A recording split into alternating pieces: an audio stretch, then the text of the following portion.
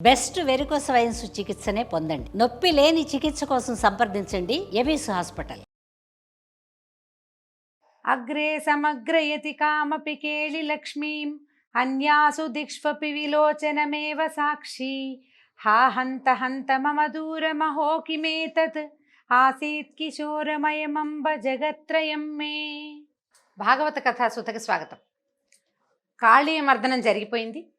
అయితే ఈ కాళీయుడు ఉన్న కాళింది మడుగులో, యమునా నదికి దగ్గరలో ఉన్న ఈ మడుగులో అతను ఎట్లా దాక్కోగలిగాడు, ఎందుకు గరుత్మంతుడు ఈ మడుగులోకి రాలేకపోయాడు అనే దానికి ఒక చిన్న వివరణ ఇస్తున్నారు. అడుగుతున్నాడు అనమాట పరీక్షణ్ మహారాజు, ఇక్కడికి ఎందుకు రాలేకపోతాడు? గరుత్మంతుడు ఎక్కడైనా ఎవరినైనా పట్టుకోగలిగిన వాడు. ఈ మడుగుకి ఏమిటంటే, పూర్వమట గరుత్మంతుడు ఒకనాడు ఎక్కడికో ఎగురుతూ తిరుగుతూ ఆయనకి చాలా ఆకలిసిందట. వేసి ఈ కాళింది మడుగు దగ్గరికి దిగాడట. ఈ కాళింది మడుగులో బోలెడన్ని చేపలు ఉండేవాట, చాలా చేపలు ఉండేవి. ఆయన ఆ చేపల్ని భక్షించడానికి వచ్చాడు. కిందకి దిగాడు, చేపలు కనపడ్డాయి. ఆ నదిలోకి దిగి, ఆ మడుగులోకి దిగి చేపల్ని భక్షించేసరికల్లా చేపల రాజుని పట్టేశాడు. మొదట ఆయన నోట్లోకి వెళ్ళిపోయేసరికల్లా ఈ మడుగులో ఉన్న చేపలన్నీ ఏడుస్తూ ఆ మడుగు లోపల భాగంలో ఒక మహర్షి తపస్సు చేసుకుంటున్నాడట.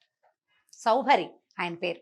ఈ సౌభరి అనే మహర్షికి విన్నవించుకున్నాయట, నువ్వు ఉన్నావని మేము ప్రశాంతంగా సంతోషంగా ఉన్నాం నాయన, గరుత్మంతుడు వచ్చి పడ్డాడు, మా రాజును లాగేశాడు, ఇక మేము కూడా అందరం వెళ్ళిపోతామని లబోది బోమని ఏడ్చేసరికల్లా ఆయనకి ఆ ఏడుపుకి, ఈ గరుత్మంతుడు నీళ్లలోంచి చేపల్ని లాగుతున్న శబ్దానికి, గరుత్మంతుడు అంటే ఏదో చిన్న పొన్నాగా ఉండడు కదండి, మహావిష్ణువుని మోయగలిగిన సామర్థ్యం ఉన్నవాడంటే ఎంత పెద్ద విగ్రహం, ఎంత పెద్ద శరీరం అయి ఉంటుంది.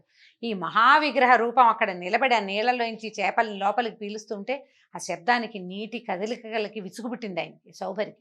దాంతో ఆయన ఈ గరుత్మంతుడికి చెప్పించాట, మళ్ళీ గరుడు ఈ నీళ్లలో ముక్కు పెట్టాడు, అతను తలపగలి మరణిస్తాడని.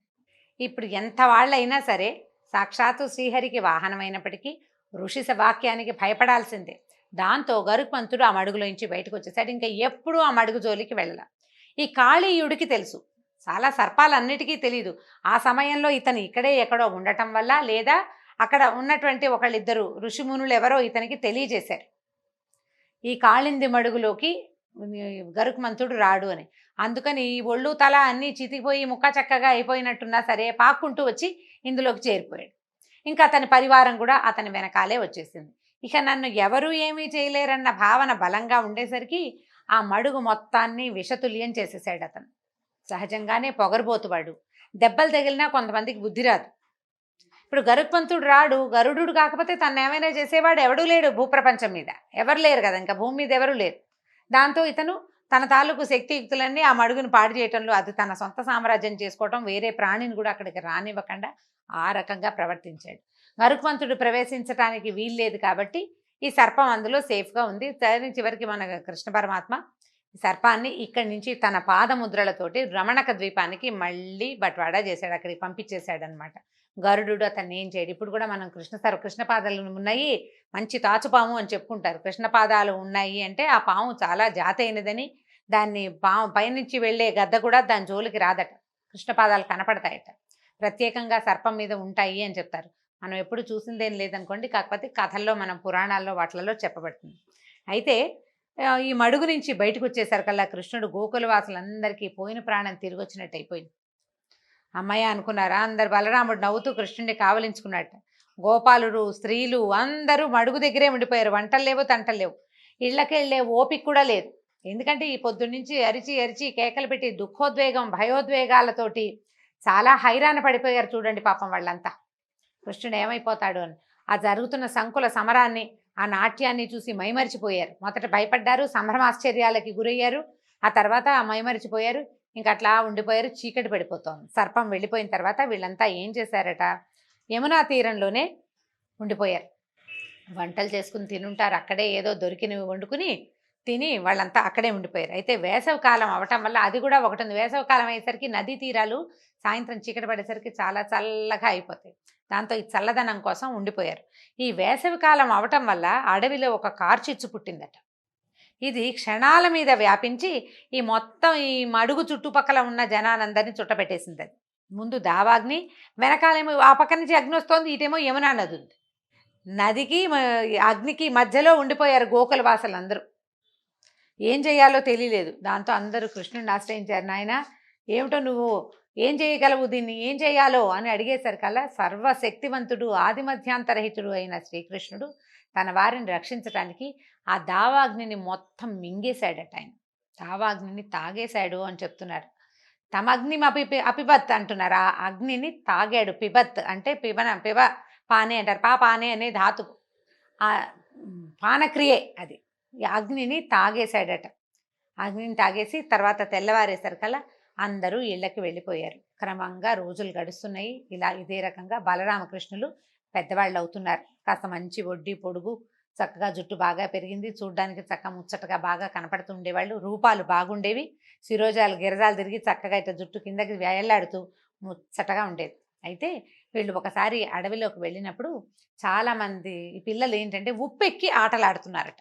ఉప్పెక్కి ఆటలాడడం అంటే ఒకళ్ళ వీటి మీద ఒకళ్ళు ఎక్కుతారనమాట. ఉప్పెక్కటం, కొంత దూరం మోయటం. ఎవరు ఎవరిని ఎంత దూరం ఎంతసేపు మోయగలరు, ఇది ఒక పందెం. ఆటలాడుకునేటప్పుడు చేస్తారు చూడండి. అదే సమ్మర్ సాల్ట్ అంటారు దాన్ని. ఏమన్నా నాకు గుర్తు రావటం లేదు, ఇంగ్లీష్ పేరు ఏదో ఉందండి, సరిగ్గా జ్ఞాపకం రావడం లేదు నాకు. భుజాల మీద ఉప్పు ఎక్కించుకోవటం, ఉప్పుకోనే వెనకాల ఎక్కించుకుని పరిగెత్తడం అనమాట. అయితే ఏమైంది, ఈ గోపబాలుల రూపంలోనే ఒక ప్రలంబాసురుడు అనే ఒక రాక్షసుడు ఒక గోపాలకుడిగా మారిపోయి వీళ్ళ మధ్యలో చేరిపోయాడు. ఒక్కో పిల్లాడు రెండో పిల్లాడి మీద ఎక్కుతున్నారు, వాడు దిగుతాడు వీడు ఎక్కుతాడు అనమాట. అట్లా పరుగులు పెడుతున్నారు. ఇట్లా ముందుకెళ్తుంటే ఈ కృష్ణుడు సైగ చేశాడు, నా అన్న చూడు చూడని. చూస్తే వీళ్ళకి తెలిసిన వాడు కాదు, వీడు ఒకడు డిఫరెంట్గా ఉన్నాడు. వాడి పళ్ళు ముఖము అన్నీ తేడాగానే ఉన్నాయి. ఆయన ఏమన్నాడు, అన్నా నువ్వు ఎక్కని సైగ చేశాడు. చేసేసరికల్లా ఏం చేసేసాడు, మన బలరాముడు ఆ ప్రలంబాసురుడి భుజాల మీదకి ఎక్కాడు. గోపబాలుడి రూపంలోనే ఉన్నాడు వాడును. ఈయన చక్కగా నల్లటి వస్త్రం ధోవతి చక్కగా కట్టుకున్నాడు. మొహం మీద కస్తూరి బొట్టు, తలతళ్ళాడిపోతూ తెల్లగా మెరిసిపోతుంటాడు, బంగారపు వర్ణంలో మెరుస్తూ ఉంటాడు. ఈయన పక్కన కృష్ణుడు మెరుపు మేఘము కలిసినట్టుగా ఉంటారనమాట వాళ్ళిద్దరు. అయితే ఈ భుజాల మీదకి ఎక్కిన తర్వాత కొంత దూరం అంటే ఒక లెక్క ఉంటుందన్నమాట. ఒక ఇన్ని అడుగులు పరిగెత్తిన తర్వాత పైనున్నవాడు కిందకి దిగి ఈ కింద ఉన్నవాడిని పైకి ఎక్కించుకోవాలి.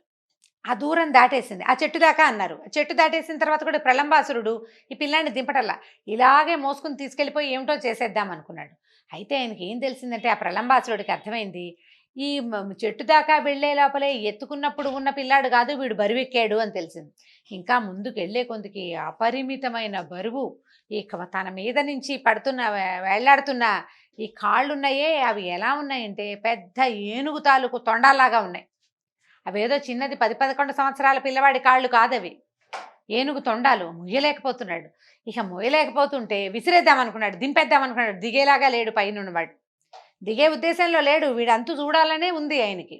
ఇక బలవంతంగా కాళ్ళు పట్టుకుని లాగాడు. ఏం చేసినా అతని వల్ల కాల. పోని విసిరేద్దామని బలం కొద్దీ విసిరేయబోతే కాళ్ళు మేలేసి మెడపట్టేసేట.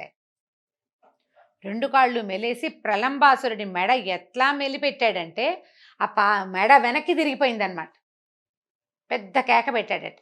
ఈ పైనుంచి దిగటం మామూలుగా తనలేదు, ఒకే ఒక్క తన్ను. అది ఎట్లాంటిదంటే 1000 సమ్మెటల పోటు లాంటి దెబ్బ అనమాట. ఆ దెబ్బ పైగా ఇతను ఏమిటి, ఆయనకున్న ఆయుధం, పిల్లలందరూ కర్రలు కటార్లు చిన్న చిన్న పుచ్చుకు తిరిగితే ఇతను మాత్రం హలం పట్టుకుని తిరిగేవాడు. హలం అంటే నాగలి, హలాయుధుడు. ఈ నాగలి మహాబరువుగా ఉంటుంది, దానికి హెడ్ వెయిట్ ఉంటుంది, తల బరువు. కింద ఒక కర్ర పెడతారు దానికి. ఆ నాగలి నేల దున్నటానికి ఉంటుంది కదా, ఇనప వస్తువు లేదా చెక్క వస్తువు కిందకు ఉంటుంది. దాన్ని బ్యాలెన్స్గా ఈడవడానికి వీలుగా మధ్యలో ఒక కర్ర ఉంటుంది. ఇప్పుడు దాన్ని కనుక నిలబెడితే ఆ బరువు ఆపలేం. కర్ర మీద నిలబెట్టామనుకోండి, అటు ఇటు ఉన్న బరువు ఎలా ఉంటుందంటే ఒక్క పిసరు ఇటైనా ఇరుపడిపోతుంది, లేదా అటైతే అటు పడిపోతుంది. అమిత బరువు ఉంటుంది, హెడ్ వెయిట్. దాన్ని మోయటం కష్టం. దాన్ని భుజాన వేసుకుని మోసే రకం పిల్లవాడు. భూభారం మోసేవాడికి హలభారం ఒక లెక్క, ఈ రాక్షసుడైన లెక్క. అక్కడి నుంచి ఒక తన్ను తన్నాడు. ఈ తన్నిన తన్నుకి ఆ కాళ్ళ మెలికి మెడ విరిగిపోయి ప్రలంబాసురుడు మరణించాడు. అందరూ ఆహాహా అన్నారు. అబ్బో, వాళ్ళ తమ్ముడే కాదు అన్నయ్య కూడా పెద్ద పెద్ద వాళ్ళని చంపేస్తాడు, ఇట్లా చేస్తాడు అట్లా చేస్తాడు. అందరూ గోకులంలో పిల్లలందరూ కేరింతలు కొట్టారట. అయితే ఏమైంది, ఆ రోజు సాయంకాలం అడవిలో ఆవుల్ని మేపుతుంటే మళ్ళీ ఒక కార్చిచ్చు పుట్టిందట. ఇది గోపబాలుడిని గోవుల్ని చుట్టేసింది. వెంటనే వీళ్ళు అందరూ కృష్ణుడిని పట్టుకున్నారు. ఏం చేద్దాం నీళ్లు లేవు దగ్గరలో, ఎక్కడ నీళ్ళు లేవంటే అందరూ కళ్ళు మూసుకోండి అని చెప్పాడు. కళ్ళు మూసుకున్న తర్వాత బాలురంతా కళ్ళు మూసుకున్నాక కృష్ణుడు దాన్నంతా ఇట్లా తీసుకుని రెండోసారి దావాగ్నిని మింగేశాడు. మొదటిసారి యమునా నదీ తీరంలో చేశాడు కాళీమర్దనం తర్వాత. రెండోసారి గోపబాలుని రక్షించడానికి కూడా కార్చిచ్చు మొత్తాన్ని చేతిలోకి తీసుకుని ఒక చిన్న పురుషుడు నీళ్లు తాగినట్టుగా అగ్నిని మింగేశాడు. ఆ తర్వాత అందరూ కళ్ళు తెరిచి చూసుకున్నారు. నిప్పు ఛాయలు లేవు. అప్పటిదాకా ఎప్పుడు ఊరికే కృష్ణుడు బలశాలి, బలవంతుడు, రాక్షస సంహారం చేస్తాడు అని అనుకున్న పిల్లలకి ఏమనిపించిందంటే ఇతను దేవుడేమో అని అనిపించింది.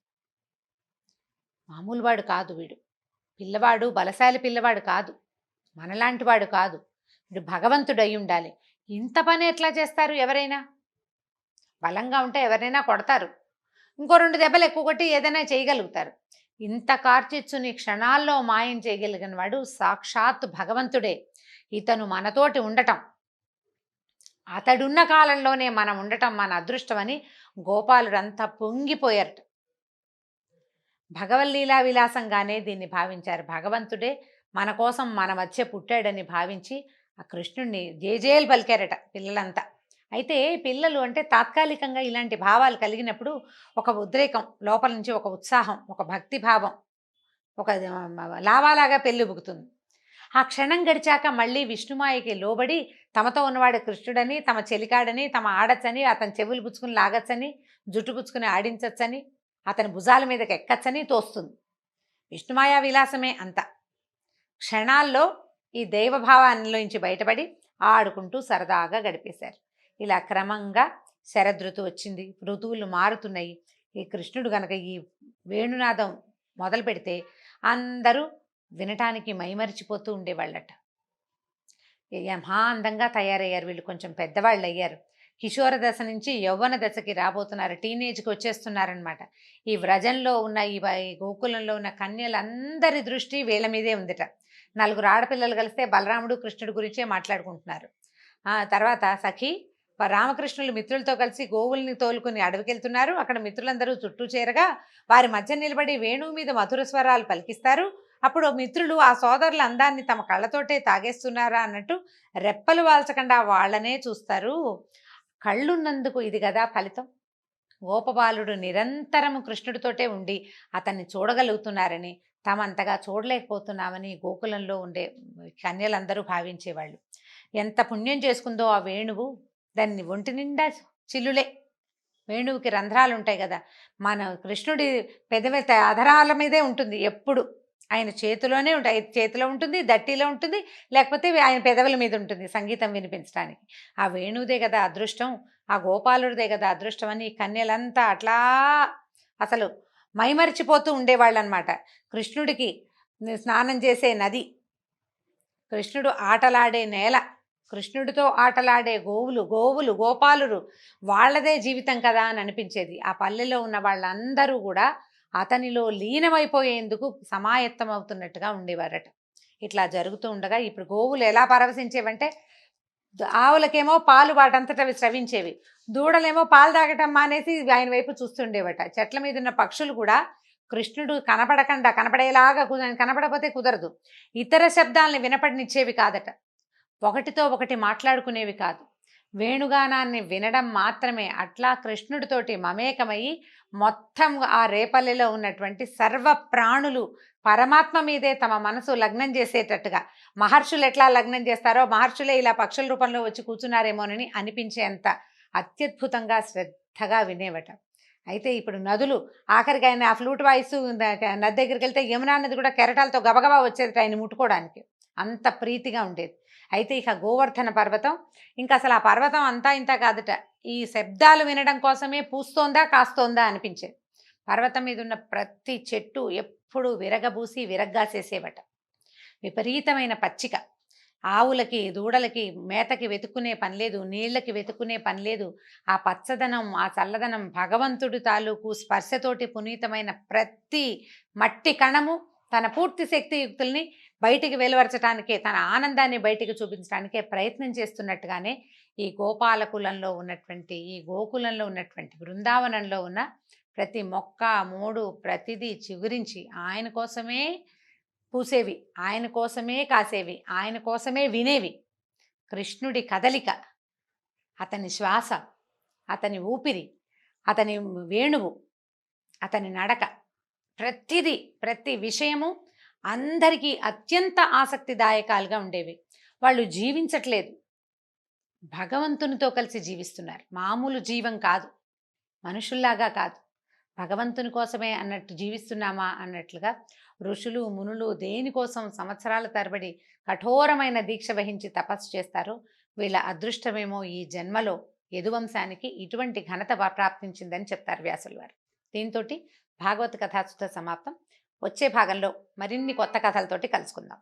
నమస్కారం.